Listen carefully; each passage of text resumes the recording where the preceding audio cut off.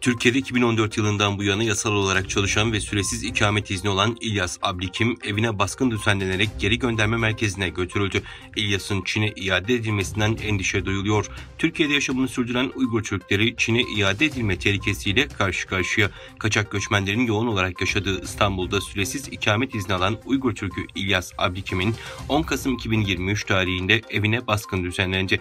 Türkiye'de yasal olarak telefon ticareti yürüten İlyas, Türk vatandaşlığına başvuruda bulunduktan sonra terörle mücadele ekipleri tarafından takibe alındı. 2014 yılından bu yana İstanbul'da ikamet eden İlyas'ın evini sabah saatlerinde özel harekat polisleri bastı. İlyas Ablikim ve eşi Merhaba Ablikim'le 1,5 ve 6 yaşındaki çocukları birlikte gözaltına alındı.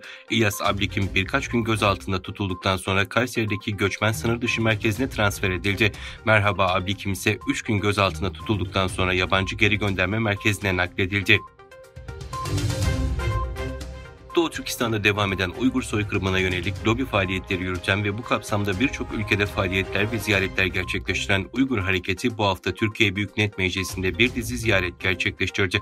Türkiye Büyük Millet Meclisi İnsan Hakları Komisyonu Başkanı AK Parti Milletvekili, eski Türkiye Aile ve Sosyal Hizmetler Bakanı Derya Yanık, Uygur Hareketi Başkanı Ruşen Abbas ve Uygur Araştırma Merkezi Direktörü Abdülhakim İdris ile görüştü. Sosyal medya platformu X'te her yerde Uygur kardeşlerimizin haklarını korumaya devam edeceğiz diyen Derya Yanık bu ziyaretle ilgili paylaşım yaptı. 15 Kasım'daki görüşmenin ardından Uygur Hareketi heyeti İYİ Parti Genel Başkanı Meral Akşener ile İYİ Parti Milletvekili Ayyüce Türkeş Taş eşliğinde bir görüşme yaptı. Gelecek Partisi Manisa Milletvekili ve Saadet Gelecek Grubu Sözcüsü Selçuk Özdağ ile de bir görüşme gerçekleştiren Uygur Hareketi, Doğu Türkistan ve Uygurlarla ilgili çalışmalarından dolayı Özdağ'a teşekkür etti. Çin rejimi Doğu Türkistan'ın Hotan bölgesini Çin'in Şinjiang kentine bağlayan bir otoyol daha inşa etti. Çin halk ağında 13 Kasım'da yer alan habere göre Çin'in Guangxi eyaletindeki Hongliang ve Mangya yolu üzerinden Doğu Türkistan'ın güneybatısındaki Hotan şehrine ulaşan otoyolu yakın zamanda trafiğe açılacak. Otoyol projesiyle Doğu Türkistan'ın Hotan ilinden Çin'in Qinghai Xining kentine giden çevre yolu ek bağlantısıyla Hotan Qinghai Xining'den tüm mesafeyi kapsayan otoyolda trafik akışının rahatlatılması hedefleniyor.